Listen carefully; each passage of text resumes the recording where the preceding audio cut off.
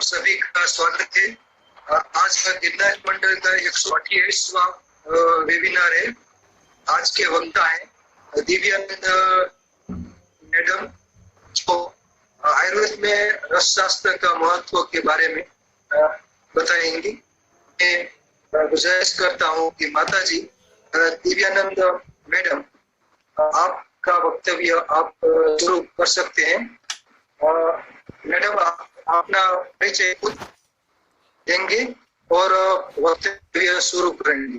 नमस्कार मैडम। जय धन्वंतरी। नमस्कार। जय धन्वंतरी। सभी आए हुए सभी आदमियों, जय धन्वंतरी। जितने लोग आए हैं उन सब श्रोताओं को मेरा बहुत बहुत सादर आमंत्रित है और सबको शुभकामना है कि आप सब लोग इस शास्त्र के ध्यान से सुन करके इससे बहुत अच्छा लाभ उठाइए।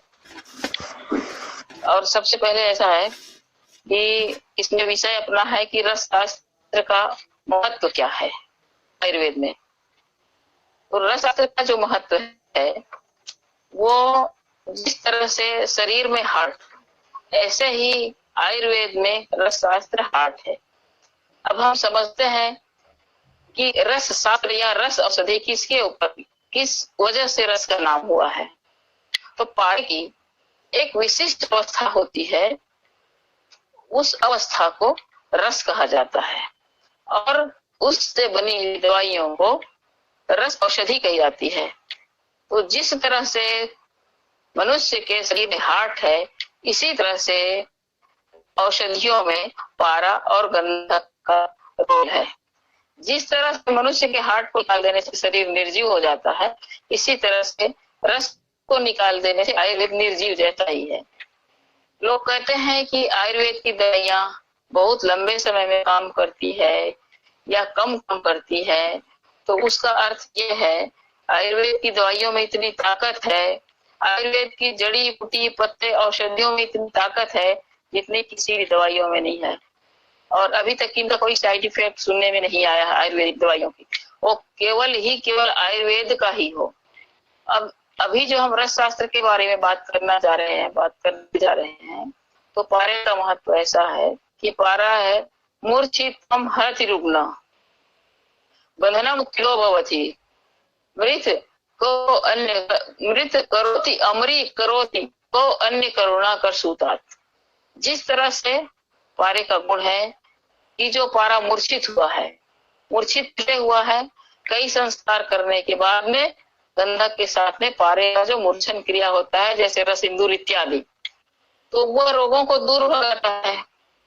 और जो बंधा पारा है शिवलिंग के रूप में, गोली के रूप में जिनको पूजन करते हैं, तो वह मुक्ति को देता है।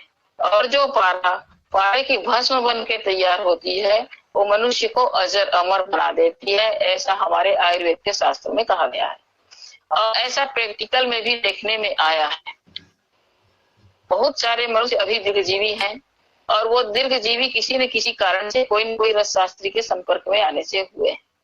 जैसे हनुमान जी, वेद इत्यादि अभी जो वर्तमान में है, वो भी कोई न कोई किसी तरह से रस औषधि का सेवन किए हुए हैं और अभी दीर्घजीवी हैं। अभी आज भी है, 5000 साल के हैं और 12,500 साल राम के भगवान समय बीत गया, तो 12.5 लाख वर्ष बीत गया, तो भी हनुमान जी आज भी हैं। और इस बात का प्रमाण सभी लोगों को, बहुत सारे लोगों को मिल चुका है अमेरिका वगैरह के, हनुमान जी आज भी हैं। हनुमान जी को आज पुकारेंगे तो अक्षर देवता है। अच्छा, वो अपने विषय में आते हैं, रसशास्त्र के विषय में। तो रसशास्त्र का विषय ऐसा है कि रसशास्त्र में मेन पारा और गंधक।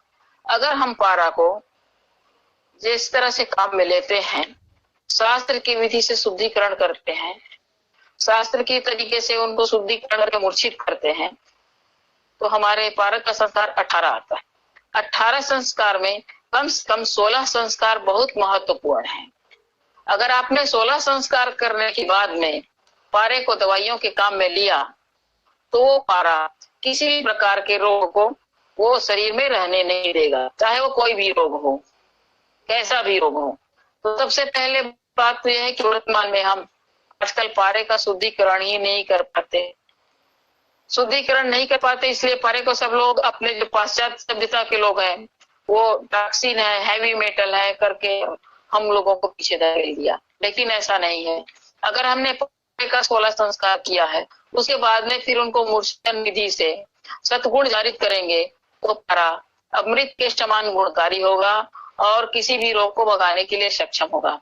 अभी आप सब लोगों ने देखा होगा कि वायरस की वजह से सब तरफ हाहाकार मच हुआ था, और हमारे शास्त्रों में वायरस जन्य रोगों के लिए पारे का और ताम्र का सम्मिश्रण लिखा हुआ है। तो अब उसको किस विधान से बनाना है कि हमारे जो शास्त्रों में लिखा हुआ है वो अक्षरशः सत्य है रस औषधि के बारे में, लेकिन जब प्रैक्टिकल करने जाएंगे आप लोग, वो काम संपूर्ण नहीं होता है। प्रैक्टिकल करने के लिए उसमें साफ कहा है कि आप किसी भी योग्य गुरु के सानिध्य में प्रैक्टिकल करिए। तो सबसे पहला विषय है कि जो ये रस शास्त्र है वो एक केमिस्ट्री का विषय है, हमारी भारतीय केमिस्ट्री है, और केमिस्ट्री प्रैक्टिकल का विषय है।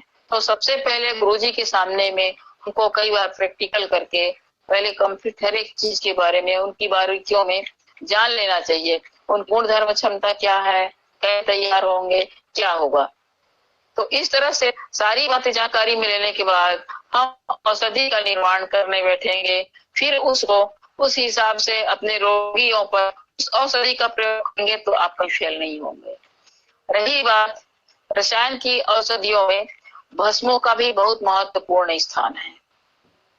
हर एक भस्म जो है, आप सातों धातुओं की भस्म ले लीजिए, तो सातों धातुओं का सबसे पहले शुद्धिकरण करने के लिए हमारे शास्त्रों में निर्देश दिया गया है कि आप है शुद्धिकरण करिए, चाहे सोना हो, चांदी हो, तांबा हो, टीन हो या फिर लेड हो, सभी चीजों को शुद्ध करने के बाद काम में लिया जाता है। तो ये जो चीजें हैं, ये सभी चीजों का गुण धर्म एक एक तरह करके, जैसे शरीर में धातुओं का निर्माण हुआ है, इसी तरह से पहले लेड का काम है। तो लेड को शुद्ध करके अगर हम काम में लेते हैं तो वो सारे रोगों को दूर करता है, जैसे त्वचा रोग है, प्रमेह का रोग है, इत्यादि इत्यादि रोगों को दूर करता है। लेकिन लेड के सख्त निर्देश है कि लेड को आप काम में कब लेंगे, पहले लेड को आप इस तरह से बनाइए कि वो अपने बराबर का चांदी को सोने के कलर में परिवर्तित कर दे, केवल सोने के कलर में। अच्छा, अब इसमें है क्या, हम कोई कीमियागिरी की बात नहीं कर रहे हैं, हम लेड के भस्म की परीक्षा की बात कर रहे हैं। इसी तरह से हर भस्मों की परीक्षा होती है। जो भस्म रंजक और बेधक होगा वही खाने के लायक होगा, वो शरीर में किसी प्रकार की टॉक्सिसिटी पैदा नहीं करेगा। अब इस स्टेज में पहुंचने के लिए हमको कम से कम लेड की शुद्धिकरण पहले करेंगे। शुद्धिकरण करने के बाद में उसको 1000 फुट लगाई जाएगी। 1000 फुट लगाने के बाद में फिर उसका अमृतीकरण करेंगे। अमृतीकरण करने के बाद में फिर हम उसको काम में लेंगे। इस तरह से जो लेड का भस्म तैयार होगा वो निश्चय ही आपके सारे शरीर के प्रमेह जन्य रोगों को दूर करेगा और वो निरापद ही होगा। अब ऐसी स्थिति में अगर आप बना पाते हैं, निर्माण कर पाते हैं, तो आपको बहुत बहुत धन्यवाद है। अगर उसमें थोड़ा भी कयास रह गया, अगर आपने कम भट्टी लगाई, अगर आपने शुद्धिकरण नहीं किया, तो वो विस्फोटक रोग को पैदा करेगा और किडनी को भी फेल कर देगा। तो अभी वर्तमान में जो आयुर्वेद को बदनाम कर बैठे हैं, तो जिनने पूरी विधि विधान से दवाई नहीं बनाई है उनने आयुर्वेद को बदनाम किया है। नहीं तो सर्वप्रथम स्थान रस शास्त्र का है। रस शास्त्र का स्थान इसलिए है कि जैसे काष्ठ राज औषधियां हैं। अब काष्ठ औषधि अगर हम सब सारे चिकित्सक मिल करके सारी ताजी औषधि अगर मिल जाए हमारे लिए, तो वो संभव नहीं है। अब वो संभव नहीं तो हम क्या करेंगे, हम पंसारी के पास से, किराना के दुकान से, कहीं से भी अपन खरीद करके अपने काम में लेंगे, परचेस करके। अब क्या करना है, आपको पता नहीं है कि ये औषधि कब कलेक्ट की गई है, कौन से मौसम में कलेक्ट की गई है। हर एक औषधियों का अलग अलग मौसम है कलेक्ट करने के लिए। उसके बाद में फिर गोडाउन में कितने दिन से पड़ा हुआ है, फिर आप उसको गोडाउन से दुकान में लेके आए हैं और उसको अपने खरीद के कब लाया है। हर औषधि का जो कास्ट औषधि है उनका जीवन काल 6 महीने का होता है। 6 महीने के बाद औषधियां जो है निर्वीज होने लगती है। तो इसके लिए अपन लोगों को इन रक्त औषधियों के साथ में फिर कास्ट औषधि का सम्मिश्रण जो है आपको भरपूर लाभ देगा, रोग भगाने में आपको लाभ देगा, आपको बलशाली बनाएगा, आपकी रोग प्रतिरोधक क्षमता को दूर भगाएगा। लेकिन आप रस औषधि या भस्म जो भी काम में लेते हैं उस शास्त्रोक्त विधि से तैयार करने के बाद में ही काम में लीजिए। जहां तक विषय रही पारे की, तो पारा जो है, पारा का विषय बहुत ही गुण है और बहुत ही सूक्ष्म विषय है। और पारा सूक्ष्म से सूक्ष्म जगह को में पहुंचने के लिए सक्षम होता है। पारे युक्त जो दवाइयां हैं वो मनुष्य के जीन को बदलने में, जैसे लोग कहते हैं कि वारसानुगत रोग, इनके माता पिता को कोई रोग था और बच्चे को भी हो गया। मान लीजिए डायबिटीज है, आजकल कहते हैं कि माता पिता को डायबिटीज था तो बच्चे के हो गया, माता पिता को थायराइड है तो बच्चे को हो गया।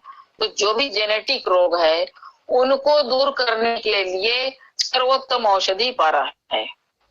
और सर्वोत्तम औषधि पारा क्यों है कि पारा जब शुद्ध हो जाता है तो वो सूक्ष्म से सूक्ष्म स्थान में पहुंचने के लिए वो तत्पर रहता है। तो अपने शरीर में पहले जो रस रक्त धातुएं हैं उनको सबको वेध करके और फिर वो 7वां स्थान जो जीन का आता है वो जीन को भी ठीक करता है। शरीर के सेल्स जो बीटा सेल्स हैं उनमें घुस करके काम करने के लिए पारा ही सक्षम है। तो पारद युक्त दवाइयां आप यूज करिए रस औषधि, लेकिन सावधान होकर के कि हमने जैसे पहले आपको बताया है कि पारे का शुद्धिकरण करिए, पारे को फिर उस तरह से मूर्छित करिए, सतगुण जारण करने के बाद फिर आप जो पारा काम मिलेंगे पारा का कर होगा। पारे के जो भी संस्कार हैं, जो भी आप पुस्तक आदि करें तो कोई भी योग्य गुरु के नीचे ही काम करें। हमने जो आपको बताया है कि लेड के विषय में, कि लेड जो है एक समय ऐसी परिस्थिति आ जाती है कि लेड को अगर चांदी में आप प्रक्षेप करेंगे तो चांदी को पीले रंग का सोने का कलर का बना देता है। ये मेरी प्रैक्टिकल की गई विषय कोई मैं बात कर रही हूँ, अन्यथा उसके अलावा मैं दूसरी बात कभी नहीं करूंगी। हमने कोरोना काल में भी दवाई तैयार किया और तैयार करके लोगों को दिया। हमारे पास में जितनी क्षमता थी हमने 4-5 हजार रोगियों के ऊपर ट्रायल किए। रोगी सब ठीक है, ना किसी को कोई साइड इफेक्ट हुआ है, ना किसी को कोई ऑक्सीजन में जाना पड़ा है। इंदौर में हमारे पास में 1000 रोगी थे, लखनऊ में हमारे पास में 250 रोगी थे और यहाँ बिलासपुर में हमारे पास में 2000 रोगी थे। इस तरह से हमने 3-4 हजार रोगियों का इलाज किया और सबका फाइल भी अपने पास में।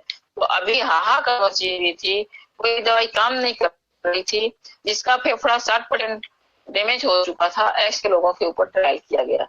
तो मैं तो ये कहती हूँ कि ये कोरोना है, मान लीजिए सीजनल है, अभी आया और चला जाएगा, लेकिन हमेशा के लिए रस औषधि में पारे का सर्वश्रेष्ठ स्थान है। पारे की कोई भी औषधि आपको किसी भी तरह के रोग में लड़ने के लिए सक्षम है। आप सब लोग रसायन की दवाइयों से बिल्कुल भी ना भय खाएं।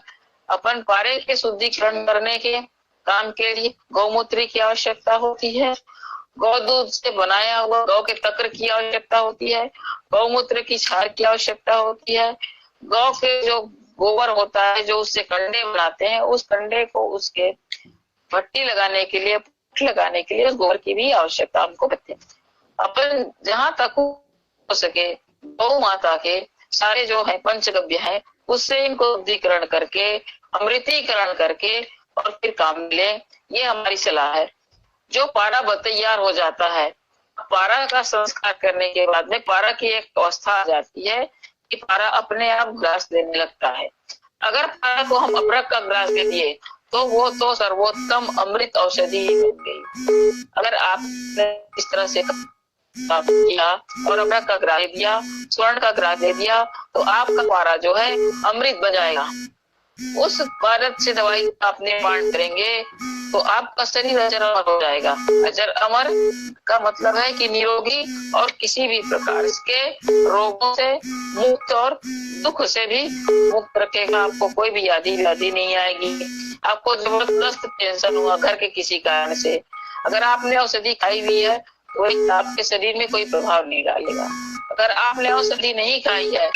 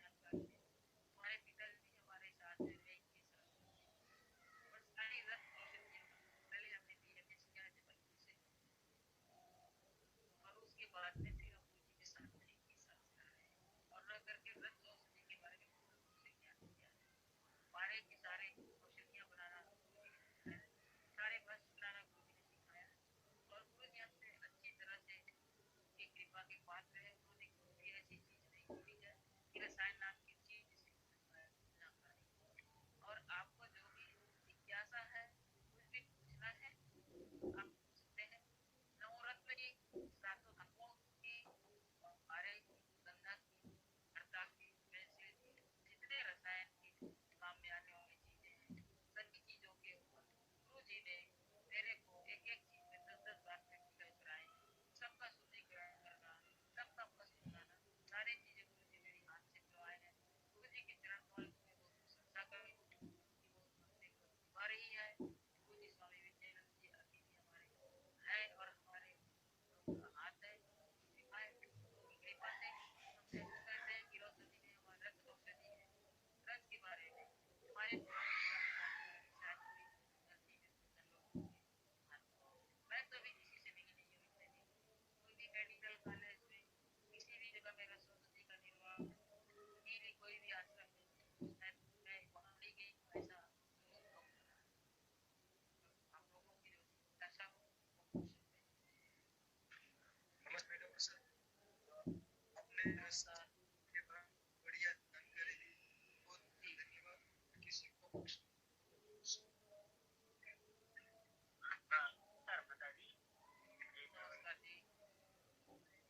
मैं इसके पावलक बोल रहा हूँ। मेरा ये सवाल था आपसे मैं खुद प्रोफेसर से मैंने कोविड पेशेंट में भी काम किया है रिजल्ट मिला है ऐसा नहीं मिला है कई कई बार जो हमें रिजल्ट चाहिए थे वो नहीं मिले तो उनको क्या माना है मतलब हमने अपनी कंपनी पे ये बना अभी तो हम बना देते और पीजी करते थे तब हमने जामनगर में किया है लेकिन हम अब इतना कम सा बना नहीं पाए तो कालेरा की अंदर की कंपनी की दवाई तो कभी कभी हम निराशा क्यों हाँ इसमें ऐसा है आपको बताऊं कि मैंने इसी विषय में आपसे सबसे सर्वप्रथम चर्चा की है कि रस औषधि जो है रस में मेन काम पारे का है। अगर पारे के जो है 7 आवरण का चूंकि दोष है मन विक्षेप है वो सब जब तक नहीं निकलेंगे जब तक पारे की औषधि उसको जगह में नहीं पहुंचेगी जब तक जगह में नहीं पहुंचेगी तो रोग से लड़ेगी कैसे। इस हिसाब से तो अपन जो है मेरे पास में भी 3 फार्मेसी है मेरे अंडर में 3 फार्मेसियां चलती है। एक बड़ेरिया फार्मा है उत्तर प्रदेश में, एक लहर फार्मा है ग्वालियर में मध्य प्रदेश, एक आयुर्वेदिक फार्मेसी है अंकलेश्वर में गुजरात। 3 फार्मेसियों में दवाई निर्माण में हमारे नीचे हमारे निर्देशन में तो सबसे प्रश्न ये आता है कि रस औषधियों का जो कस्टमर टेंडर है यही सबसे कीमती होती है। अब कीमती होने की वजह से शुद्धिकरण करने से हमारे में जो शुद्धिकरण करते हैं तो 1 किलो का अष्टमांश मतलब 200 ग्राम मात्र 100 ग्राम मात्र रह जाता है।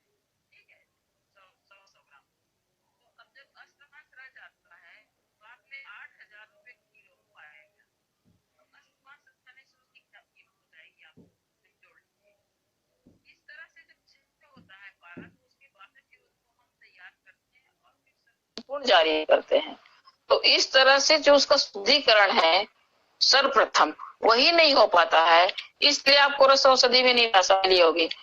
डॉक्टर साहब रस औषधि आप मेरे पास से कोई भी थोड़ा सा करके सैंपल लेकर के देख लीजिए और किसी भी रोग में दे करके देख लीजिए। भगवान शिव जी के तरफ से मैं कहती हूँ आपको कि भगवान शिव जी की कृपा इतनी है कि कभी किसी रोग में आप फेल कभी भी नहीं होंगे। कोरोना हो या कोरोना से और 10 गुना ज्यादा वायरस का प्रभाव हो।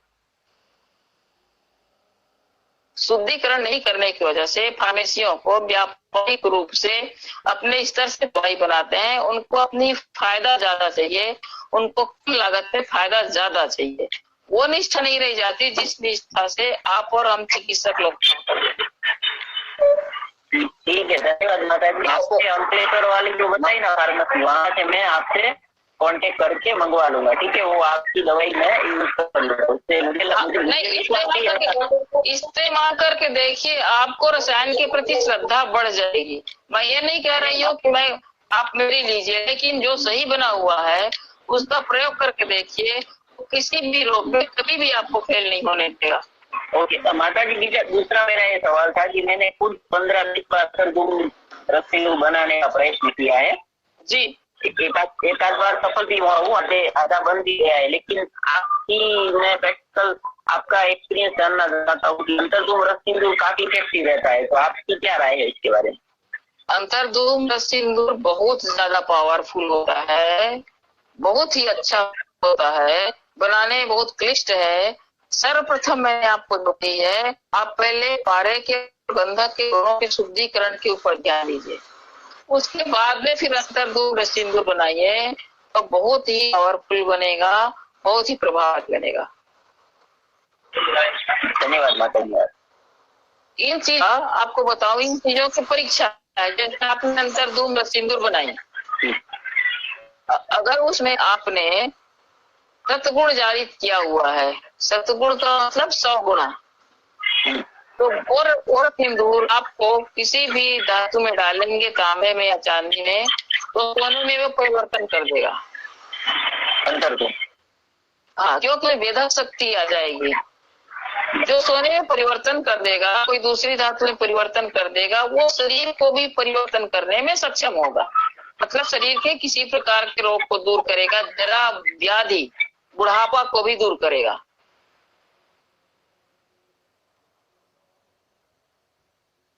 नमस्ते नमस्ते नमस्ते, बताइए।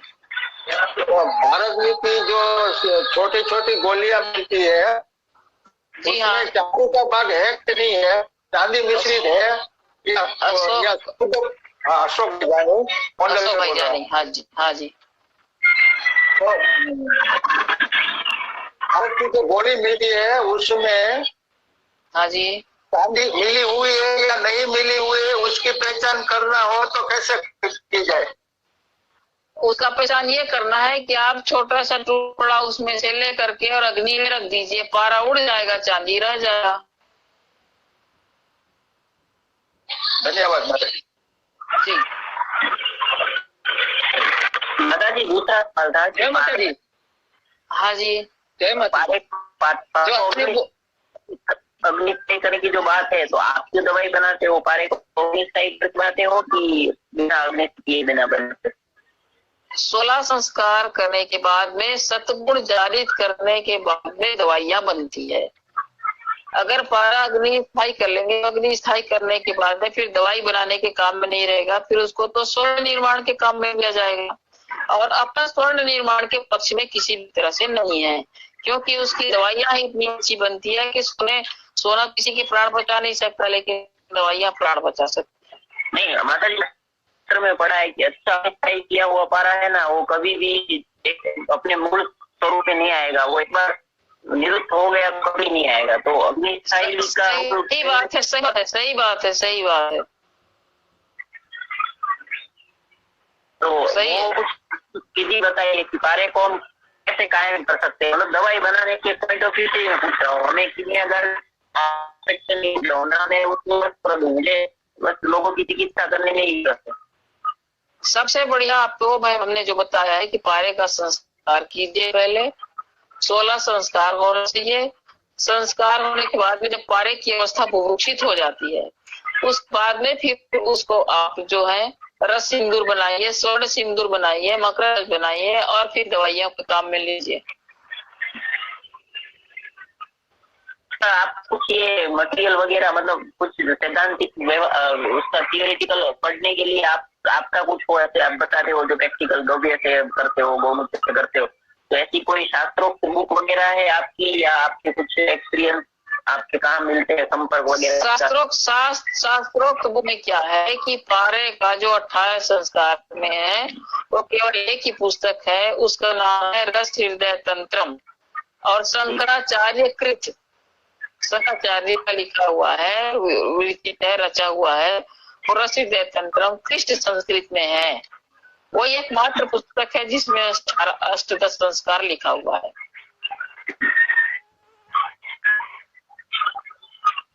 आपका संपर्क कैसे हो सकता है? आपकी फार्मेसी के बारे में जानने के लिए, यहाँ से दवाई मंगवाने के लिए आपका संपर्क कैसे कर सकते हो?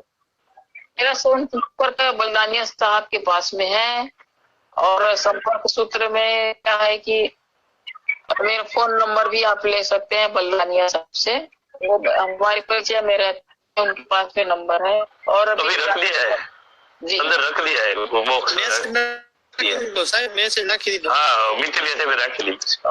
हाँ उनके पास में, मित्र साहब के पास में। धन्यवाद धन्यवाद दादी, धन्यवाद जी। और भी पूछ रहे थे, पूछिए।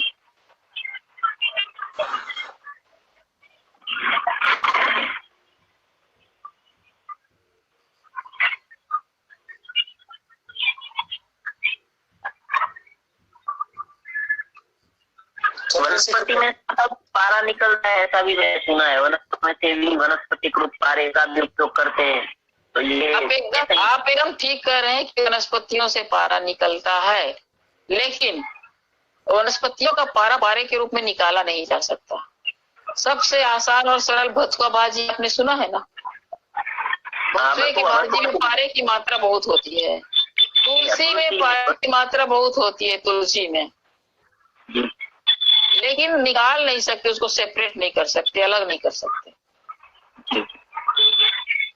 जिस तरह से मयूर का जो पंख है उसमें ताम्र होता है, लेकिन उसको सेपरेट नहीं कर सकते।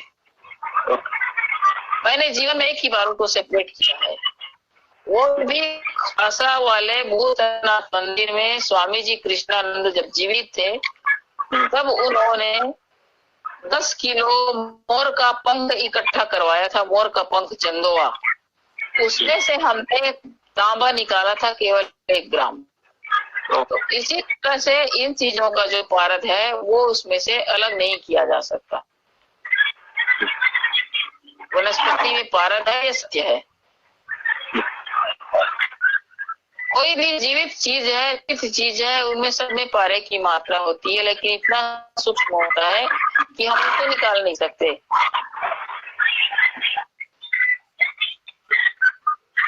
और दवाई जैसे हम जीभ के नीचे दे रहे हैं रसौषधि ज्यादातर, सबलिंगुअल जो आज का कंसेप्ट है मॉडर्न का, तो उसमें आपका क्या कहना है, कितनी मात्रा देनी चाहिए और क्या हमें उसमें हर्बल मिक्स करके देना चाहिए, और कितने कितने टाइम पे कोविड पेशेंट में या तो कैसी कुछ ऐसी बीमारियां हैं उसमें देना चाहिए? कोई प्रैक्टिकल आपने देख किया, आपने खुद पेशेंट में लिया हो, आपका जो क्लिनिकल एक्सपीरियंस है ऐसी बीमारी? अभी कोविड पेशेंट पर हमने खूब अच्छी तरह से क्लिनिकल ट्रायल किया। हमारे पास में देखिए, जो कैंसर का पेशेंट कीमो करा के आए थे, उनको कोरोना हो गया। कोरोना होने के बाद में उनको हमने एडमिट नहीं होने दिया, और उनको गिलरस औषधि से और कोविड से भी बचा लिया और कैंसर से भी बचा लिया। अभी वर्तमान में है तो रस औषधि की जो है मात्रा, जो अपन रस औषधि हम बनाते हैं, उस रस औषधि की मात्रा पूरे दिन में 500 मिलीग्राम दी जाती है पूरे दिन में। उस 500 मिलीग्राम जो दवाई की खुराक है, उस दवाई की खुराक को 500 को 4 भाग में डिवाइड करते हैं, तो एक एक मात्रा में कम से कम 125 से 150 mg तक की जाती है। और उसके साथ में आपको काष्ठ औषधि और देना है तो दीजिए, अगर नहीं देते हैं काष्ठ औषधि तो भी जैसे कि गर्म पानी है, त्रिकुटा के द्वारा गर्म किया हुआ दूध है, त्रिकुटा के द्वारा बनाया हुआ चाय है, इस चीजों का अनुपात करके हम उनको रस औषधि के साथ में दे सकते हैं। हमने कोरोवीर नाम की दवाई तैयार की थी, उसमें बहुत बड़ी सफलता मिली है, बहुत सारे कोविड के पेशेंट को ठीक किए हैं। जो सबसे बड़ी अभी दिक्कत आ रही थी, ऑक्सीजन की कमी, ऑक्सीजन सिलेंडर नहीं मिल रहे, उसमें हमारे रसशास्त्रियों की क्या महत्वता है कि ऐसी हमारी रस औषधि सबलिंगुअल दी जाए जिसके कारण ऑक्सीजन लेवल बढ़ा हुआ रहे और पेशेंट को हम बाहर निकाल सकते। आप ये एक बात बताइए, जिनका फेफड़ा 60% डैमेज हो चुका है, उनका ऑक्सीजन लेवल गिरेगा नहीं? तो गिरेगा माता जी, बना इसको हम कैसे मेंटेन कर सकते हैं? गिरेगा ना, तो हम रस औषधि के द्वारा उनको मेंटेन कर सकते हैं। रस औषधि देने के बाद में अपन क्या करते हैं कि जैसे गाय का जो कंडा होता है ना, कंडा को जला करके उसके राख पानी में घोल के देते हैं दवाई के साथ में, तो इसमें ये भी बड़ा सहायक रहा है ऑक्सीजन को बढ़ाने के लिए। और रस औषधि कौन कौन सी है माता जी, तो उदाहरण के तौर पे पेश करती दो औषधि जो जल्दी ऑक्सीजन बढ़ाती है? बिल्कुल बिल्कुल बिल्कुल। रस औषधि में जो है, आप जो रस औषधि तैयार करेंगे उसमें स्वर्ण की मात्रा होनी चाहिए, मोती की मात्रा होनी चाहिए, प्रवाल की मात्रा होनी चाहिए, जो हृदय को बल दें और जो स्वर्ण जो है सारे शरीर के सारे बीटा सेल को सक्रिय रखे।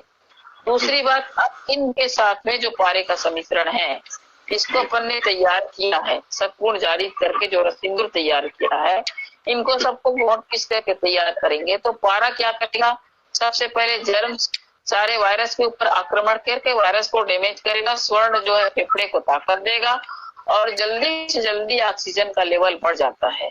4 खुराक दवाई देने के बाद में आपको 5वें खुराक में ऑक्सीजन का लेवल बढ़ने लगेगा। अभी आपका दूसरा स्टेज आने वाला है जो बच्चों के लिए। मैं तो कहती हूँ कि बच्चों के लिए बच्चों को चिकित्सा लेनी ना पड़े, अभी आप उनको दवाई खिलाना शुरू कर दीजिए, उनकी बॉडी इतनी स्ट्रांग हो जाए कि किसी प्रकार का वायरस उन पर संक्रमित न कर सके। ऐसी भी व्यवस्था आयुर्वेद में है। माता जी, मैडम जी, हेलो, हाँ जी हाँ जी हाँ जी। जय धन्वंतरी माता जी। जय धन्वंतरी। फिलहाल में हमें कोई रस औषध निर्माण करना हो जी, तो अच्छा पारक कैसे, कौन सी कंपनी का ले, या हिंगलोक्स में उड़ाते नहीं वो वाले बोल दे के कैसा रहेगा?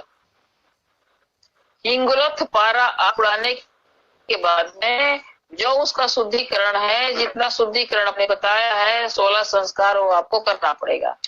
केवल उड़ाने से उनके दोष दूर नहीं होते, क्योंकि पारे में दोष होते हैं, सप्तकंचुकी दोष होता है, मल दोष होता है, गिरी दोष होता है। इस तरह से पारे में जब वो जमीन से निकलता है तो उसमें लेड भी होती है और टीन भी होता है, तो सारे दोषों को पहले आपको निकालना पड़ेगा। आर्सेनिक की मात्रा भी होती है, तो सभी दोषों को दूर करने के लिए जब तक आप शुद्धिकरण नहीं करेंगे, या हिंगुल का पारा हो या मर्क का पारा हो या आप सारा पारा लीजिए बाजार से, आपको शुद्धिकरण करने के बाद में ही काम में लेना चाहिए। मेरी ये सलाह है, मेरा ये अनुभव है। वो तो सही बात है माता जी, पर एक दूसरी बात है, अभी जी आपने बोला कि सब तक दोस्तों वो पारे का निकलना पड़ेगा तभी वो अमृति करे तरफ जाएगा, और शरीर में अभ्यंतर प्रयोग के लिए हम यूज कर सकते हैं। मगर कोई ऐसा शॉर्टकट भी है मेरे ये कि सब तक दोष निकालने के लिए किसी एक ही औषधि से वो उसे साथ करने से, निर्माण करने से वो शुद्ध हो जाएगा, सब तक दोष निकल जाएगा? इस पारे के काम में कोई शॉर्टकट रास्ता नहीं है। पारा के काम के लिए आपको प्रॉपर जितना करना है संस्कार, वो करना ही पड़ेगा। स्वेदन, मर्दन, मूर्छन, उत्थापन, रोदन, बोधन, गगन का, वो तो सही बात है। मैं भी किसी कितने ऐसे ही बोलते हैं कि आप उसके खांड में, मिश्री में वो दो या मध में, तो वो सब तक ले जाएगा, तो वो सही बात है कि या गलत बात? गलत बात। ओके, हो ही नहीं सकता है, संभव ही नहीं है। इसी की वजह से दवाइयां काम नहीं करती है। वो सही बात है, मगर ये ऐसा एक दो जगह मैंने पुस्तक में पढ़ा था, और वैद्यों के बोलचाल में भी मैंने पूछा था कि सब दोष निकालने के लिए तो आप शॉर्टकट बनाते हो, तो उससे तो दोष रहेंगे ही, अगर वो ऐसे बोलते हैं कि नहीं उससे सब निकल जाते हैं, एक ही वो स्वेदन, मर्दन, रोदन। देखिए, पारे के टेस्ट करने के लिए ऐसी कोई मशीन नहीं है कि पारा कितना शुद्ध है या कितना अशुद्ध है। पारा का टेस्ट एक ही है कि पारा जब तक के बुभुक्षित नहीं हुआ, जब तक के शुद्ध नहीं हुआ। बुभुक्षित होने का मतलब ये है कि पारे में आप सोना डालिए या कोई धातु डालिए, उसका वजन पारे में आना नहीं चाहिए। ये पारे की परीक्षा है कि पारा पूर्ण रूप से शुद्ध है। माता जी ऐसा कर सकते हैं कि इनको तो पारा निकल के और बार बार गंधक धारणा करते ही जाए, आपने बताया सत्गुण गंधक धारणा, तो पहले शुद्धिकरण करना पड़ेगा, उसके बाद में आप गंधक धारण करेंगे। करना पड़ेगा। तो इसके हाँ, लिए तो देखिए सिद्धांत की बात है। देखिए पारा क्या है, योगवाही है। योगवाही मतलब है किसी भी चीज के गुण धर्म को अनंत गुणा बढ़ा देना। अगर पारा में सही किसी प्रकार का फल दोष है, पारा में कोई दोष है, आर्सेनिक दोष है, तो उसको अनंत गुण बढ़ा देगा। तो आपका पारा खाने के लायक नहीं रह जाएगा। तो आपके मेहनत करने से क्या फायदा, जब तक आप शुद्ध नहीं करते, जब तक खाने के काम में नहीं आएंगे।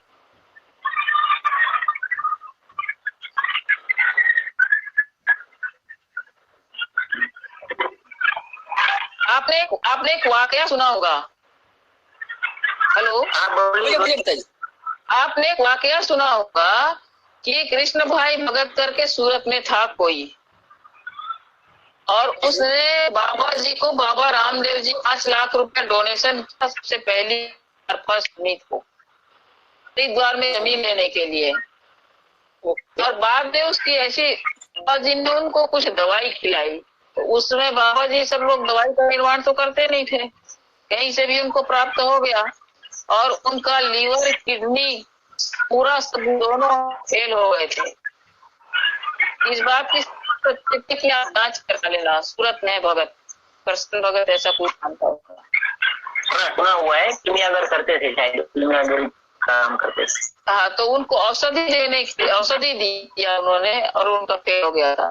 तो अपनी जो है, अगर शुद्धिकरण पारा का नहीं करेंगे तो अपने हार्ट में, लीवर में, किडनी में कहीं न कहीं आड़ असर डालेगी। इसलिए रस औषधि देने के लिए आधुनिक डॉक्टर जो है बहुत डरते हैं, और आप लोग भी डरते हैं कि दास मुंह से देते हैं, तो अपने हाथ से दवाई तैयार करते हैं। हमको पता है कि इसमें किसी प्रकार की ताकत है, कोई हैवी मेटल नहीं बचा है। तो माता जी हार्ट संस्कार तक ही करना चाहिए कि पूरे आप बता रहे वो सारा सिद्धांत लेके चलना पड़ेगा? हार्ट संस्कार करने के बाद में पारा बुभुक्षित नहीं होता है। पहले आप पारीक्षित करिए, उसके बाद में ही आगे उसका काम होगा। बुभुक्षित करने का मैंने आपको पहले समझाई चुकी। किसी भी चीज को अपने अंदर आत्मसात कर लेगा, जब ही वो शरीर में आत्मसात हो पाएगा। तो जब उसको ऐसे डालने का कोई मतलब नहीं है ना, जब तक वो बुभुक्षित अच्छे से हुआ नहीं है तब तक तो जब तक बुभुक्षित नहीं हो जाता, जब तक अमृत सत्व को नहीं खाएगा। तो ऐसे कालेड़ा वाली बुक में बुभुक्षित करने के बहुत सारे दिए हुए हैं, भारत संहिता में दिए हुए हैं सेक्शन है बुभुक्षित करने के। तो आपका कालेड़ा वाले में, हाँ जी, कालेड़ा वाले में जिनने जो ग्रंथ लिखे, उनके पास में बद्री नारायण शास्त्री का जितना ग्रंथ लिखा हुआ है, मैं बद्री नारायण शास्त्री के सम्मुख में बैठी हुई थी, उनसे मैं मिली हुई हूँ। जब मैं उनके पास में पहुंची थी तो वो मतलब स्तर पर थे, उनको कुछ परेशानी हो चुकी थी, सिर बिल्कुल क्रिस्काया हो चुका था। उन्होंने मेरे को ये कहा था कि माता जी आप रसायन शास्त्र को आगे ले जाना, हमने जीवन भर में एक उपलब्धि बनाई है, अमृत का कटोरा बनाया, उसके अलावा में कोई काम नहीं करता है। जो काम खुद ने नहीं किया है, उन्होंने प्रैक्टिकल नहीं किया है, तो जो उन्होंने टीका लिखी है उस टीका में कितना दम होगा आप स्वयं सोच सकते हैं। तो माता जी आप हमें उपलब्ध करवाए ना, ऐसे आपके साहित्य हम लोग, हमें बहुत जिज्ञासा है वो सीखने बारे को। साहित्य के बारे में आपको मैंने जो कहा है वो प्रमाणिक साहित्य है। रस हृदय तंत्रम, शंकराचार्य जी के आदि गुरु थे गौड़ गोविंद पादाचार्य, उनका लिखा हुआ रस हृदय तंत्रम। जी हाँ, क्लिष्ट संस्कृत है। हाँ, वो संस्कृत के कोई ज्ञाता तो उनसे पढ़वाइएगा, और वो भी कुछ विषय के जानकार होना चाहिए रसशास्त्र के, तभी उन शब्दों का अच्छी तरह से आपको अर्थ घटन कर सकते हैं। कालेड़ा तो मिलता है रस हृदय तंत्रम कालेड़ा में मिलता है, उसका टीका सही नहीं है, उसके श्लोक सही तो है पर टीका सही नहीं है। मैं आपको तो बता रही हूँ, रस हृदय तंत्रम शंकराचार्य के रचित है। शंकराचार्य जी के गुरुजी गौड़ गोविंद पादाचार्य इन्होंने लिखवाया था। तो ये कहाँ से उपलब्ध हो माता जी वाला? ये उपलब्ध हो सकता है जहाँ आयुर्वेद की पुस्तकें हैं, बहुत जगह है।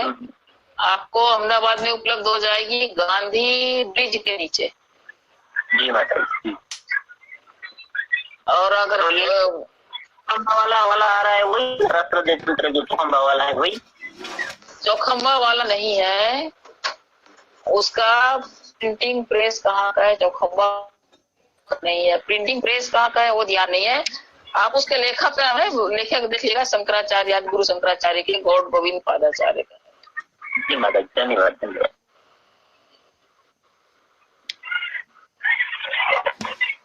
और किसी को कुछ पूछना है?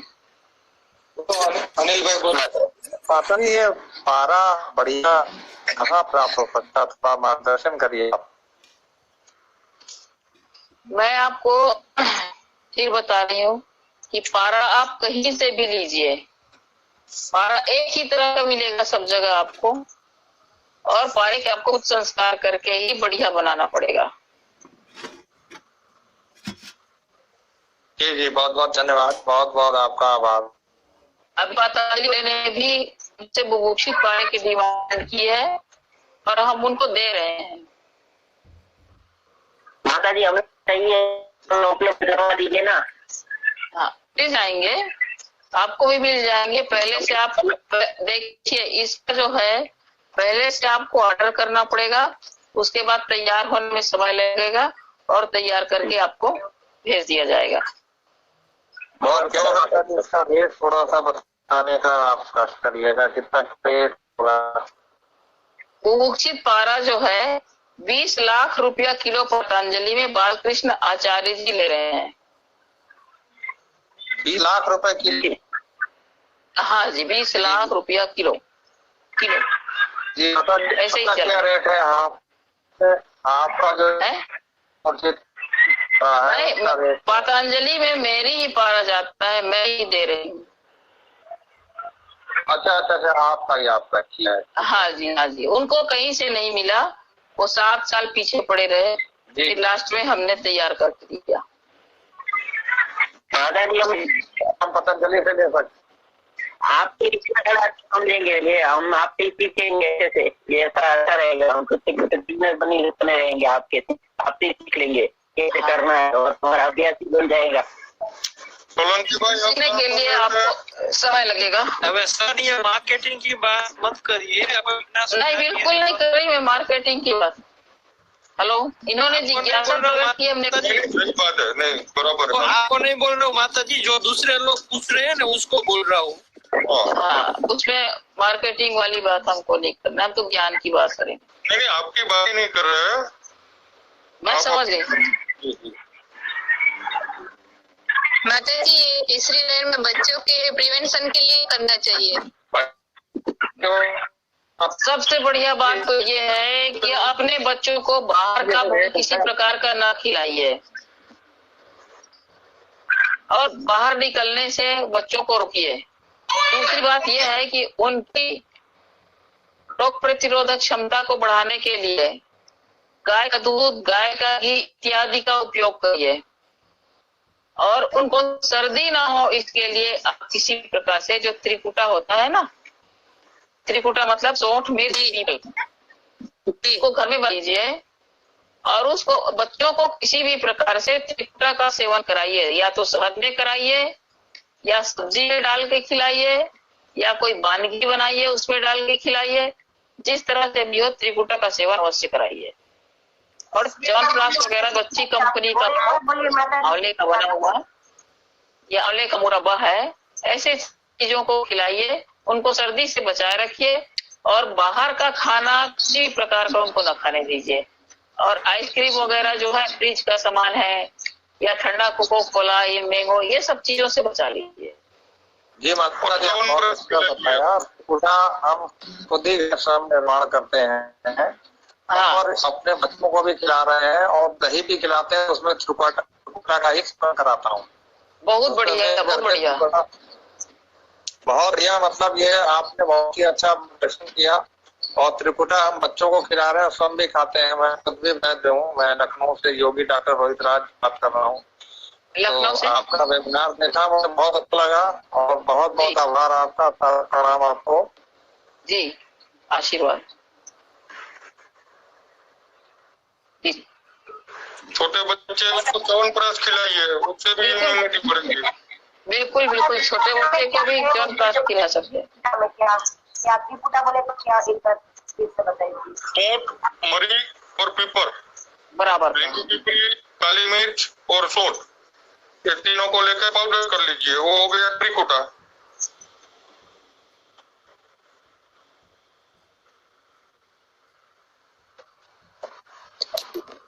माता जी, आपका कॉन्टेक्ट नंबर भेजना प्लीज। कॉन्टेक्ट नंबर वहाँ बॉक्स में चला रहे हैं, मितलिया जी ने, मितलिया जी से मैसेज बॉक्स में लिखा हुआ है। सर ने लेट से कनेक्ट हुई है इसलिए।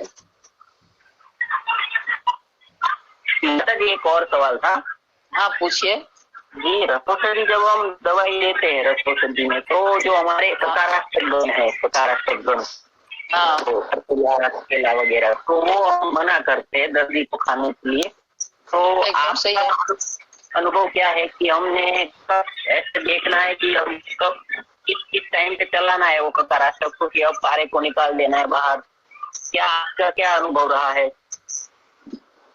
पारे के साथ में ककार आदि गण नहीं दिए जाते हैं। जैसे कि किसी भी दवाई का जो है विरोधी है, ककार आदि गण विरोधी है, तो पारे को शरीर में काम करने से रोकता है, इसके लिए उसको ककार आदि गण को नहीं दिया जाता, नहीं देना भी नहीं चाहिए। जो कुछ भी विरोध आहार हुआ तो वो शरीर में क्लेश उत्पन्न करेगा, कहीं न कहीं किसी भी तरह से विकार उत्पन्न करेगा, इसलिए ककार आदि गण को मना किया जाता है। जब तक कि आप रस औषधि का सेवन कराते हैं, जब तक आप कोई भी ककार आदि गण मत दीजिए। मान लीजिए डायबिटीज का पेशेंट है, उसको आप बसंत कुसुमा कर दे रहे हैं, तो उनको करेला खाने के लिए मना करिए, सत्य निर्देश है। और रस औषधि देने से पहले हमें एक बात रखिए, पहले सिर को शुद्ध कर लीजिए, मल को शुद्ध कर लीजिए। जहाँ इमरजेंसी देना हो वहाँ शुद्धिकरण बाद में करना, लेकिन जहाँ इमरजेंसी नहीं हो वहाँ आप शुद्धिकरण करने के बाद में ही रस औषधि खिलाइए, तो आपको ज्यादा लाभ प्राप्त होगा। कई वैद्य से सुना है कि जब औषधि क्रिया संपूर्ण हो जाती है, क्या क्या काम कर देती है, तब कई आश्चर्यों से सुना है कि औषधि अपना कार्य कर लेते हैं, शरीर को नाशन कर देती है, तब आपको सकारात्मक गुण देके पारे को निकाल देना चाहिए, और ना वो कई बार शरीर में पड़ा पड़ा नुकसान कर सकता है। ये आपका क्या कहना है इसके बारे में? सबसे पहली बात यह है कि कच्चा पारा तो किसी भी हालत में नुकसान करेगा, और जो शुद्ध हुआ पक्का पारद है, सिद्ध पारद है, वो किसी भी प्रकार का नुकसान कभी भी नहीं करता, कभी भी शरीर में पड़ा नहीं रहेगा। पारे के या रसौषधि काम है कि जिस अंग में जितना काम करना है उतना काम करने के बाद मल मूत्र में अपने आप निकल जाता है, निकालने की आवश्यकता नहीं है। ककार आदि गण देंगे तो रसायन का जो प्रभाव है वो शरीर में कम हो जाएगा, खत्म हो जाएगा। और दूसरी बात ये उभर के भी आई कि पारा एक स्वयं में औषध नहीं है, उसको हर्बल के साथ ही देना चाहिए। वो ऐसा वाहक है, दवाई को सेल तक ले जाता है, शरीर के कोषों तक ले जाता है, तो वो क्या मात्र एक वाहक ही है कि उसकी कोई मेडिसिनल प्रॉपर्टी है अकेले पारद की? आपका क्या कहना है? पारद का मेडिकल प्रॉपर्टी इतना ज्यादा है डॉक्टर साहब कि शरीर में किसी भी प्रकार के फंगस या वायरस को रहने नहीं देता। अकेला पारद में इतना प्रॉपर्टी है। पारद ही जो है शरीर को अजर अमर बनाता है, लेकिन इसी के साथ में मिलाकर देना इसलिए उचित है कि अपन खाली पारा तो दे नहीं सकते किसी को पीने के लिए। शुद्ध पारा है पूरा पी लो, उसको किसी न किसी प्रकार से मूर्छित करके, किसी प्रकार से उसको या भस्म करके हमको तो दवाई की तैयारी, दवाई के रूप में तैयार तो करना पड़ेगा। वो रस सिंदूर हमने सतगुण जारी कर दिया, तो वो तेल रस तो उसको सिंदूर क्या लिख को- सकते हैं आप? रस सिंदूर जारी सद्गुण जारी कर दिया तो उसको घोटाई पिसाई करके अकेले दे सकते हैं, जिस किसी भी रोग में देना है उस स्तनपान के साथ दे दीजिए। नमो नारायण माता जी, एक सवाल था मेरा। अनिल पटेल बोल रहा था हाँ नागपुर से। नारायण बताइए। से? माता जी, तांबे की जो आप बात कर रहे थे, ताम्र भस्म का जिक्र किया था स्टार्टिंग में ही अपने, हाँ जी। तो तांबे की सफेद भस्म बनाने के लिए कौन सा योग उत्तम है? आपका क्या अनुभव था उसके ऊपर में? ताम्र भस्म का सफेद भस्म बनाने के लिए आंख का दूध, आंख का दूध जो है उसी से आपके तांबे की सफेद भस्म बनेगी। जी, कितने फुट देना पड़ेंगे उसके? कम से कम 999। 999। हाँ, तब तक तो वो पेशेंट निकल जाएगा, ऊपर चला जाएगा। पेशेंट के लिए आप तैयार करना चाहें तो संभव नहीं कि तुरंत पेशेंट है और आप तैयार कर लें। जी नहीं, मतलब इतना तो काफी टाइम लग जाएगा इसमें तो। हाँ, टाइम लगता है, बिल्कुल सही बात है। जो काम करती है, जो औषधि दिव्य औषधि है, जी जी तो उसके लिए वक्त लगेगा, आपको मेहनत लगेगा, करना पड़ेगा। जी। सफेद कैंसर पेशेंट के लिए मैं तैयार करने का सोच रहा था। हाँ, कैंसर पेशेंट के लिए और अन्यत्र बहुत सारी दवाइयां हैं, और आपने अच्छा सोचा है, वो भी काम करेगा, लेकिन उसमें वक्त लगेगा, आपको मेहनत करनी पड़ेगी। माता जी, हाँ जी, हाँ जी, अनिल भाई बोल दीजिए आप पहले। हाँ, मैं बोला और कोई तरीका? और बस आपको करिए, तरीका दूसरा नहीं है। किसी भी चीज में आप 60 में न जाइए, वो कभी संभव नहीं है।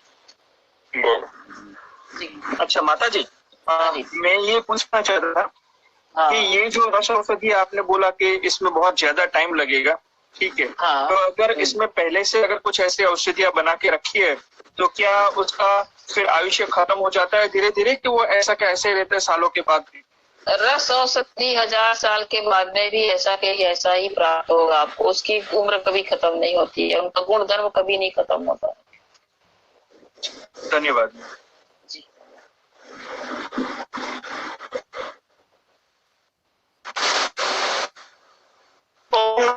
माता जी। नमो नारायण, नमो नारायण। भगवान बताइए। हाँ माता जी, रस औषधि का जो सेवन करते हैं तो उसमें बच्चे का ख्याल रखना चाहिए, ऐसा मेरा अनुभव है। तो आज तो कोई पेशेंट बच्चे रखते नहीं। हाँ, तो बच्चे का महत्व है कि जैसे कोई देते हैं गंधक रसायन देते तो खाली दूध और रोटी दे सकते, मधुर के अलावा कोई रस नहीं दिया जा सकता है उसको। हाँ, बाकी रस औषधि नुकसान, तो उसके बारे में आपका क्या है? देखिए, अपन जब शुद्ध करके औषधि तैयार करते हैं, तो अगर उन्होंने कुपथ्य किया तो दवाई काम तो नहीं करेगी, लेकिन कोई उल्टा उनका आड़ असर, कोई नुकसान नहीं होगा। दवाई को जितना काम करना चाहिए वो काम नहीं आती है ना, उसकी इफेक्ट भी नहीं आएगी ना बच्चे। हाँ। अगर कि कोई किसी को आपने मना किया है कि भाई आपको किसी प्रकार की खटाई, आम इमली नहीं खानी है या नमक नहीं खाना है, अगर उन्होंने खा लिया तो उसका इफेक्ट उतना नहीं होता है। लेकिन ऐसा नहीं है कि बिल्कुल इफेक्ट नहीं होगा, थोड़ा तो होगा। और दूसरा कि ये लोग अभी भी फार्मेसी वाले क्या कर रहे हैं कि वो संस्कृत की जगह हिंगोलोत्थ पारद यूज कर रहे हैं। मेरे हिसाब से तो वो नहीं करना चाहिए। आपका क्या मंतव्य है? मैंने पहले भी ये प्रश्न आया था तो मैंने बताया था कि ये जो है, ये हिंगोलक पारद, ये भी अशुद्ध पारा के जैसा ही है। जैसे आप मार्केट से पारा लाएंगे या मर्क कंपनी का पारा लाएंगे या हिंगोलक पारद दे, सभी पारद को आपको शुद्ध करना पड़ेगा।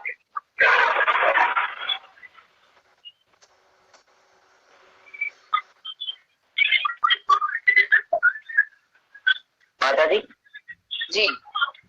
हाँ, वैदिक में जो बात की ना आपत्ति वाली, उसमें मैं रेफरेंस देना चाहता हूँ। आयुर्वेद प्रकाश पुस्तक है ना, हाँ जी, गंधक का ऐसा लिखा हुआ है कि अगर गंधक को भांग के स्वाद से शोधन किया जाए बार बार, तो कितना भी अपेक्षा करने तो वो गंधक आपको नुकसान नहीं करेगा। एक बात मुझे याद आ गई, जो एक दिन सवाल किया था आपत्ति का, तो हाँ मैं ये बात को कोट करना चाहता हूँ। हाँ, बिल्कुल सही कह रहे हैं, मैं भी आपके बात से सहमत हूँ। देखिए, गाय के दूध से, घी से इनकी सबसे शुद्ध किया जाता है गंधक, और उसके बाद में फिर किसी भी रस में शुद्ध किया जाता है। आपको आंवले के रस की बताई या आंवला के रस में शुद्ध किए, कहीं भी तो शुद्धिकरण करने के बाद में दवाई नुकसान तो नहीं करती है, लेकिन अगर आपने कुपथ्य किया तो उसका लाभ पूरा पूरा आपको नहीं मिलेगा। ये सही है।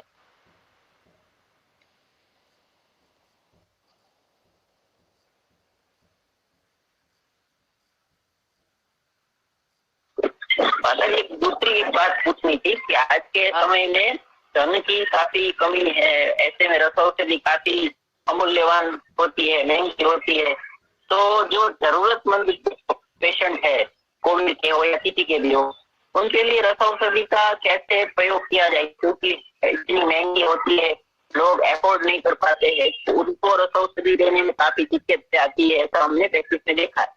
तो जब जन सेवा की बात आती है तो हम कहाँ ठहरते हैं आयुर्वेद के तौर पे? अगर जल्द औषधि देख के अच्छा रिजल्ट देना है तो रसौषधि काफी महंगी आती है, सुवर्ण की दे दो या कुछ भी, तो आपका कुछ बीच वाला रास्ता कुछ बताइए, क्या कर सकते हैं हम? दूसरा भाई, आप ये बात सोचिए, पहली बात कि आपने 10 आदमी की चाय बनाई तो उसमें आपको 10 चम्मच चीनी डालना है तो डालना है, उसमें आप समझौता नहीं कर सकते। जैसा रोग होगा उसको ऐसी दवा तो देनी पड़ेगी। रही बात अफोर्ड नहीं कर सकते, तो आप ये बताइए कि हॉस्पिटल में जा करके एडमिट हो करके 10-10 लाख 20-20 लाख रुपया अफोर्ड करते हैं, यह सरकार की तरफ से उनको दी जाती है, कहीं न कहीं से तो सहायता मिलती है। तो आयुर्वेद के लिए क्यों नहीं भाई? आयुर्वेद के लिए भी उनको सहायता मिलनी चाहिए ना। हाँ, वो माता जी राजश्री नहीं मिला है ना आयुर्वेद को? आयुर्वेद पैथी को क्या नहीं मिला है? राजश्री मिला है ना, सरकार के तौर से, सरकार की तरफ से राजश्री नहीं मिला है, तो काफी सारी दिक्कतें आती है। राजाश्रय की सुनिए ना, राजाश्रय की बात मैं नहीं कह रही हूँ, मैं कहना चाहती हूँ कि सरकार जो है अभी 5-5 लाख रुपया का क्लेम हर किसी को, छोटे बड़े अमीर गरीब सबको दिया हुआ है, तो वो पैसा प्राप्त कर सकते हैं कहीं भी एडमिट होकर के। तो आप औषधि करके आपको भी तो उनसे वो लोग पे कर सकते हैं ना। देखिए, हाँ, इसमें ऐसा है कि आप बिल्कुल 1 रुपये 2 रुपये की दवाई दे दें और कोविड का रोगी ठीक हो जाए, ऐसा रास्ता नहीं है। ऐसा हमारी समझ में नहीं है, होगा तो भगवान जाने। जी माता जी। सोलंकी साहब, हेलो, अरे बोलो ना, सोलंकी नहीं तो मैं, हाँ भाई बोलो। हाँ माता जी, अभी सोलंकी साहब ने बोला कि आयुर्वेदिक पैथी में, आयुर्वेदिक पैथी नहीं है, आयुर्वेदिक विज्ञान है, शुद्ध विज्ञान है। हाँ जी। तो उसने वो सोलंकी साहब ने बोला आयुर्वेदिक पैथी, एलोपैथी है, होम्योपैथी है, लेकिन आयुर्वेद पैथी नहीं है। आयुर्वेद है। मैं क्षमा चाहता हूँ मेरे शब्दों के लिए, मेरा ऐसा पता ही मतलब नहीं था। आयुर्वेद एक बहुत अच्छा विज्ञान है, ऋषि मुनि द्वारा अर्जित। मेरा ऐसा कतई नहीं, मैं पूर्णतः समर्पित हूँ आयुर्वेद से रसशास्त्र। और बुरी बात की ना अभी कि अफोर्ड नहीं कर सकते, दादा जी ने वो बात भी बोला कि अभी कोविड का मैंने पेशेंट का मिनिमम बिल 20,000 देखा, वो बड़ा 2 करोड़ रुपये तक का खर्च था।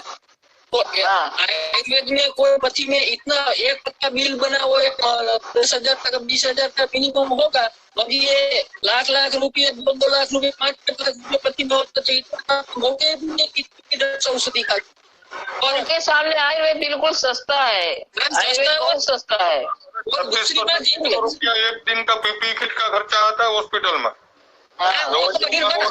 रूम का वो तो सही बात है, मगर दूसरी बात ये, वो साइड इफेक्ट भी नहीं करेगी अभी जो कितने ऊपर पहुंचा दिया है। एकदम सही बात है, आयुर्वेद दवाई खा करके कोई ऊपर नहीं गया है, रस औषधि को ठीक किया, ऐसे कई सारे पेशेंट है। बिल्कुल सही बात जी। हमको भी कोरोना हुआ था, वो भी हमें बात चिंता अपनी रस से ही किया है। सही बात है। अनिल भाई, इन सब अभी रेमडेसिविर इनके सब पर दिन पर सब नए दुख निकल रहे हैं। सही बात है। इसका एक रास्ता है ना, कुछ वैद्यों ने निकाला हुआ है, रस औषधि जहाँ पे महंगी पड़ती। हाँ बोलो विनोद भाई। सूक्ष्म औषधि कल्प के नाम से है ना? जी जी, ऐसी प्रभु ने वो किताब लिखी है, सूक्ष्म औषधि कल्पना। यस, और इस पे काफी सारे वैद्य हैं जो काम कर रहे हैं और बहुत अच्छे रिजल्ट ले रहे हैं। तो जहाँ पे पेशेंटों को है ना ये थोड़ा महंगा पड़ जाए, तो वहाँ पे हम उस मेथड से आगे जा सकते हैं और अच्छा रिजल्ट ले सकते हैं। जी, उसके ऊपर भी काम चालू है, लेकिन वो कैसा है कि अपन ने जब तक वापरा नहीं है, और ये कंडीशन में जैसे आज कोरोना पेशेंट है और सीरियस कंडीशन है, वहाँ पर तो मैं बिल्कुल नहीं वापरूंगा उसको। जो अनुभव में है वही चीजें वापरूंगा। वो नॉर्मल आप अप्लाई करके देख सकते हैं, क्योंकि यहाँ पर आपको ट्राई करने का समय नहीं है। अनिल भाई, इसमें कुछ चीजें मैंने यूज की हुई है। हाँ ठीक है, जैसे बहुत सारी चीजें भी आजकल वही लोग बना रहे हैं, जैसे सूक्ष्म त्रिफला है, राइट। कई सारे ऐसे क्वाथ भी सूक्ष्म में लेके जा रहे हैं। हाँ, मालूम है मुझे भी वो। हाँ, इवन इन चीजों को है ना पंच तत्व से कनेक्ट करके भी इनका ट्रीटमेंट किया जा रहा है और बहुत अच्छा रिजल्ट मिल रहा है। अब पूना साइड में, सोलापुर वो साइड के वेट लोग वापर रहे हैं ये। जी जी जी, और कई वेट लोग बना भी रहे और काफी अच्छा रिजल्ट भी ले रहे। जी, मैंने भी कुछ चीजें बनाई। जी जी, थैंक यू। माता जी, हाँ जी, ये आयुर्वेद है वो गॉड थेरेपी है, वो तो सही बात है। हेलो, हाँ, आयुर्वेद इज गॉड थेरेपी। हाँ, तो भी ये रस शास्त्र बहुत बड़ा विज्ञान है, और शंकर भगवान माता पार्वती जी का संवाद के सभी से बदली कर हम सभी दवाओं में यूज कर सकते हैं, वो सही बात है। तो काल में अभी ये रस विज्ञान है जो आगे नहीं बढ़ा, तो उसकी दिक्कत क्या है कि गुरु अपने शिष्य को समझा नहीं पा रहा है, या शिष्य वो की बात समझ नहीं रहता। ये बड़ा विज्ञान और बहुत अच्छा ज्ञान का सफर ये सब रस संप्रसार है, तो वो आगे नहीं बढ़ पा रहा है। उसकी दिक्कत कौन सी रहेगी अभी, उसके कठिन कौन से? कठिन बिंदु दोनों है। देखिए, गुरुजी जो है जब तक योग्य शिष्य नहीं देखता, जब तक गुरुजी सारे विद्या को नहीं सिखाता, और आज वर्तमान युग में जो शिष्य हैं उनके शिष्य में जो धैर्य शक्ति, धारणा शक्ति अब नहीं रही है। अब आपको बोलेंगे कि आप 12 साल तक के गुरुजी की सेवा करो, तो आप अपना सब कुछ काम छोड़ करके 12 साल का समय बिताने के लिए तैयार नहीं होंगे। इसी तरह से कोई भी शिष्य जो है अपना समय व्यर्थ करना नहीं चाहता। अगर उन्होंने BMS कर लिया या MD कर लिया, उसके बाद वो अपने आजीविका में लग जाते हैं। फिर ये नहीं सोचते कि अपन रस शास्त्र के और खोज को आगे बढ़ाने के लिए कोई गुरु की तलाश करें। अगर गुरु की तलाश मिल भी गई गुरु, तो उनके साथ में ठहर करके और सारी चीजों का प्रैक्टिकल ज्ञान नहीं ले सकते।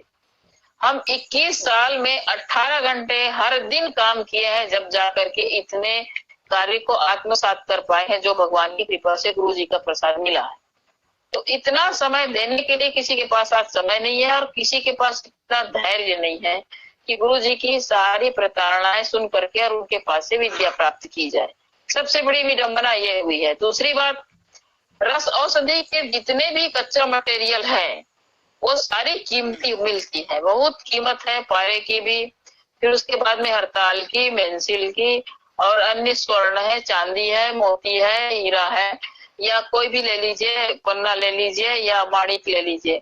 तो सभी चीज कीमती होने की वजह से ये प्रैक्टिकल के लिए आपको मेडिकल कॉलेज में हमको दी नहीं जाती है, और इसका प्रैक्टिकल कराया नहीं जाता है।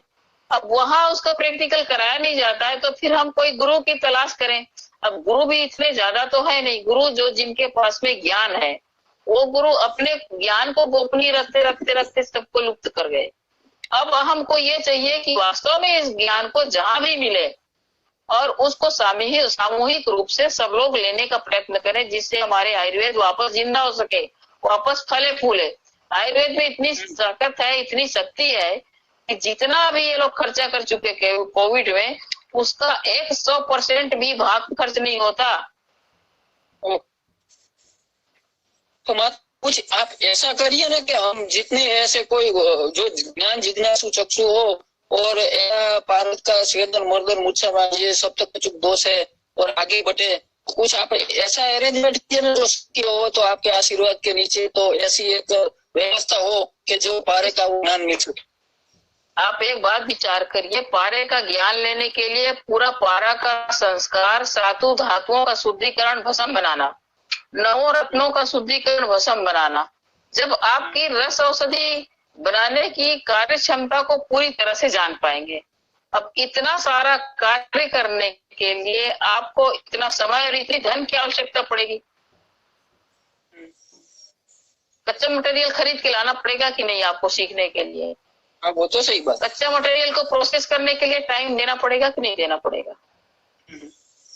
तो इतना बड़ा कार्य है, ये बहुत एक विस्तृत कार्य है। अब इतना कार्य को करने के लिए किसके पास समय है? तो हमारे पास मान लीजिए हम जो कुछ भी तैयार करना चाहते हैं, जब जिस चीज की आवश्यकता है हम तैयार कर लिए। अब हर एक चीज को लाइन से अगर सीखना है, अगर सही तरीका से रस शास्त्र को जानना है, तो जानने के लिए सारा वस्तु जो इकट्ठा करना पड़ेगा, जितने इसमें लगते हैं द्रव्य सारे इकट्ठे करने पड़ेंगे। उसके बाद इनको पूरा करने के लिए पूरा आपको समय देना पड़ेगा।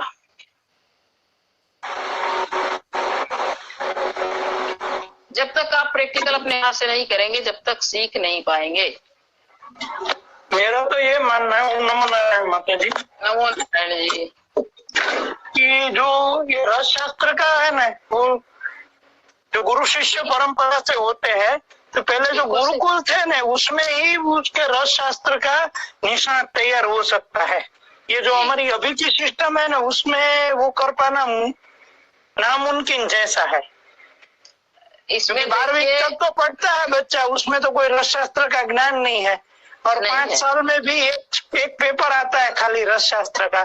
तो उतना रस शास्त्र के ज्ञान से कोई रस शास्त्री बन नहीं पाता, पूरी जिंदगी देता है। यदि 7 साल से शुरू कर दे और 25 साल तक गुरु के पास रहे, तभी वो रस शास्त्र का थोड़ा ज्ञानी बनेगा।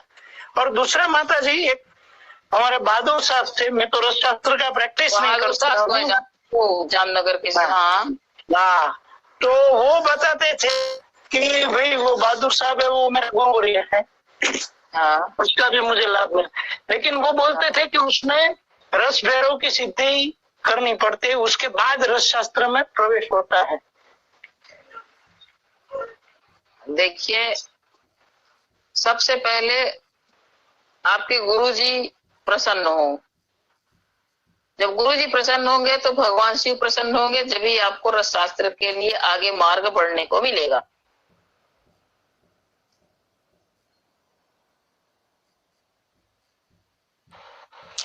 माता जी नमस्कार। नमस्कार नमस्कार।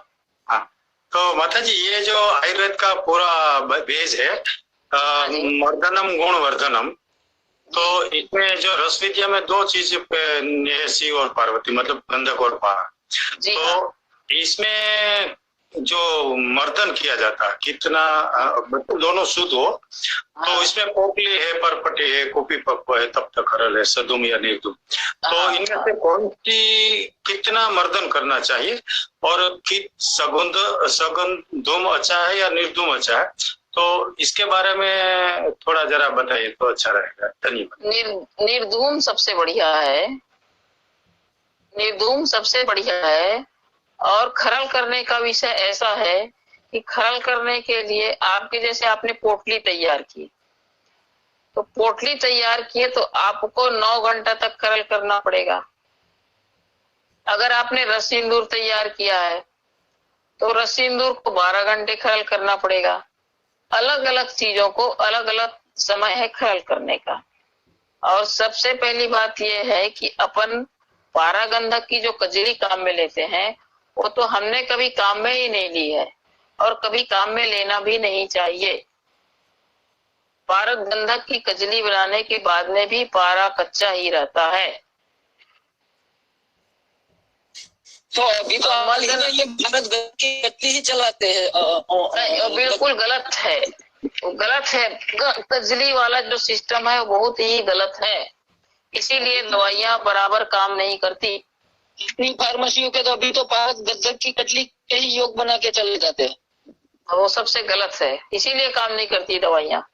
इसीलिए तो अच्छा है पूरे आयुर्वेद रस शास्त्र को, इसीलिए तो खामियाजा भुगतना पड़ता है ना अभी ये। सही बात है, अनाड़ी लोगों के वजह से खामियाजा भुगतना पड़ता है। हेवी मेटल बोल रहे हैं लोग। हाँ जी, इसीलिए हेवी मेटल बोल रहे हैं। माता जी, आपका अनुभव योग गर्भ, वज्र पोटली वगैरह के बारे में बताइए, उपयोग। और जी, हम हेम गर्भ पोटली रस बनाते हैं साहब, बल्लानिया साहब, और इसमें रत्नगर पोटली रस भी बनाते हैं, दोनों ही बनाते हैं। उसका तो पोटली रस तो सबसे अच्छा है, सबसे बढ़िया रिजल्ट है पोटली रस का। क्लिनिकल ट्रायल में कौन कौन से रोगों पर जानकारी? क्लिनिकल ट्रायल में खास करके फेफड़े के रोग के लिए हेमगर्भ पोटली रस अच्छा काम करता है, फेफड़े को बल देता है। फेफड़े के कोई भी रोग हो, या क्षय हो, या फेफड़े से जुड़ा हो, या फेफड़े का कैंसर हो, या कुछ भी हो। और रत्नगर्भ पोटली रस कैंसर में बहुत बढ़िया काम करती है डॉक्टर साहब। हाँ, वो आपने बताया था। अच्छा, आप पेशेंट को देते हैं ना, कैंसर वाले को? जी हाँ, जी हाँ, जी हाँ। लेकिन कोई बनाने वाले बहुत कम रह गए भारत में। हाँ, विधि विधान से बनाने वाले शायद बहुत कम, बहुत कम। जी हाँ, और नाम तो बना देंगे कोई भी। सही बात। बहुत ही अच्छा रहा, और किसी को और पूछना है तो पूछ लीजिए, उसके बाद में फिर समय पूरा करेंगे। हेलो, नमस्कार माता जी। हाँ जी, क्या चौथे स्टेज का कैंसर ठीक हो सकता है? रक्त कैंसर चौथे स्टेज में? चौथे स्टेज में रक्त कैंसर ठीक हो सकता है, क्योंकि रक्त कैंसर है ना। जी, मेरी चाची सास को हुआ है, वो बोटाद में ही है। तो क्या हम वहाँ पर आपके वहाँ विजिट में आ सकते हैं? नहीं, अभी वर्तमान में मैं बोटाद में नहीं हूँ, मैं हरिद्वार में हूँ। मेरे गुरु भाई ब्रह्मलीन हो गए थे, मैं हरिद्वार में उनके कार्य के लिए आई हुई हूँ। जी, तो मैं आपको बाद में कांटेक्ट करूँगी। हाँ, आप नंबर ले लीजिए, नंबर उसमें है, फिर बात करेंगे बाद में। अभी इस समय हाँ जी, नंबर ले लिया मैंने। हाँ, अभी दूसरी बातें चल रही है जी। नमो नारायण माता जी। नमो नारायण। मैं कुलदीप अत्री बोल रहा हूँ गाजियाबाद से जी। क्या मधुमेह के लिए कोई आप दवाई बता सकते हैं? आप नंबर ले लीजिए, बिल्कुल। ये दवाई की बात अपन बाद में पूछेंगे। आपको कोई रस शास्त्र संबंधी जिज्ञासा हो तो पूछ लीजिए, और नंबर जो है उसमें से लेकर के आप बाद में संपर्क करिए। ठीक है, नमो नारायण। नमो नारायण। जी, आपने जो अंकलेश्वर में कोई फार्मेसी है वो अच्छी दवा देना थी, तो वो कौन सी फार्मेसी? नाम क्या है? आदि वैद्य। आदि वैद्य। हाँ जी। माता जी प्रणाम। जो ग्वालियर वाली आपने बताया है फार्मेसी, उसका नाम क्या है? लहर फार्मा। लहर फार्मा। हाँ, लहर फार्मा। ठीक है, प्रणाम जी, आशीर्वाद। माता जी नमस्कार। नमस्कार। अभी जो जनरली ये पारद और गंधक का धातुओं के साथ, उपधातुओं के साथ और वनस्पतियों के साथ मिश्रण करके दवाएं बनी जाती, तो इसमें हम थोड़ा वनस्पति में जानते हैं, तो वनस्पति वाले जो दवा अच्छी रहती है या धातु उपधातु के साथ? क्योंकि उसमें सब कंचुकी रहती है धातु में, इसलिए तो कौन सी अच्छी रहती है? देखिए, धातु का शुद्ध करके जो भस्म बनाया जाता है वो भी अच्छा रहता है। प्रॉपर भस्म हो, प्रॉपर तरीके से उसको शुद्ध किया गया हो, वो भी अच्छा रहता है। लेकिन वनस्पति के साथ में पारे का संयोग वो भी बहुत अच्छा रहता है। वनस्पति जो भी रोग की है उसमें अपन पारे को शुद्ध करके तैयार करके रस सिंधु जो भी बनाते हैं उसका संयोग कराएंगे तो उसकी भी गुण धर्म क्षमता बढ़ जाती है, अनेक गुणा। वनस्पति की, इसलिए वनस्पति के साथ में भी उपयोग कर सकते हैं।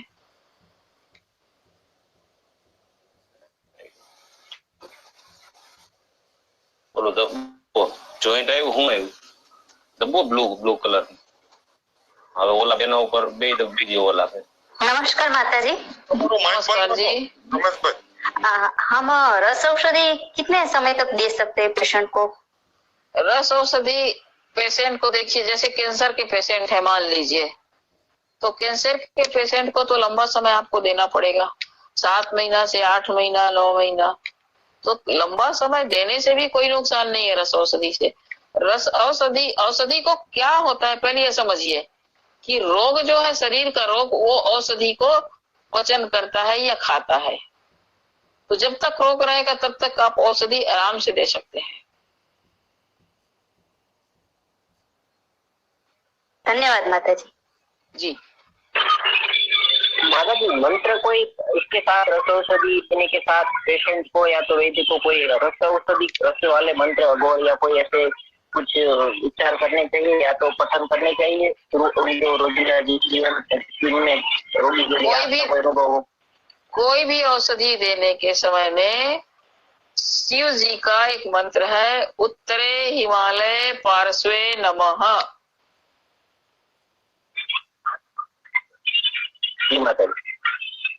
ये मंत्र बोल करके आप किसी को भी औषधि दें तो मंत्र याद कर लें।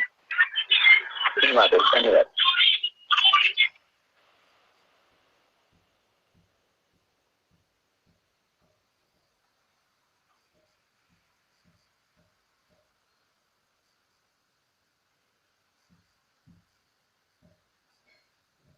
माता जी, भारत की 2-3 स्थितियां कहीं कहीं लिखी है कि मूर्छन है, बंधन है और मृत भारत। तो इसमें से तीनों स्थिति में कुछ में उत्थापन वापिस भारत बन जाता है, तो और मृत्यु जब पारा होता है तो वो वापिस वो मतलब उसकी भस्म ही रहती है। तो उसमें कौन सा मतलब पारा मतलब या भस्म या तो बंधन वाला पारा कौन सा अच्छा रहता है? मृत पारा अच्छा रहता है। मृत पारा अमृत के समान है। उसकी कोई विधि है कैसे बनाना? मृत पारा 18 संस्कार के बाद बनेगा। 18 संस्कार जो पुस्तकों में दिया हुआ है, 18 संस्कार पूर्ण करने के बाद नहीं मृत पारा बनेगा, जो अग्नि स्थायी हो, बुभुक्षित हो।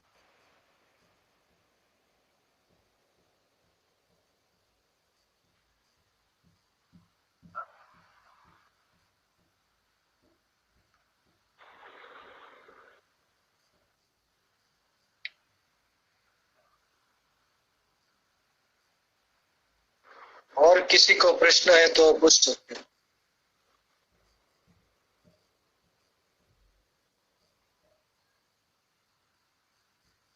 अब नहीं है, शायद किसी की हो गई पूरी, ऐसे लग रहा है। बात सही है। आपका खूब खूब धन्यवाद माता जी। आपने रक्तदान के बारे में बहुत सारी जानकारी दी। धन्यवाद आपको है कि रस औषधि के बारे में जिज्ञासु लोग थे आपने। सवाल जवाब बहुत अच्छे रहे। जय धन्वंतरी माता जी। जय धन्वंतरी डॉक्टर साहब, जय धन्वंतरी। नमो नारायण माता जी। नमो नारायण माता जी। नमो नारायण माता जी। नमो नारायण।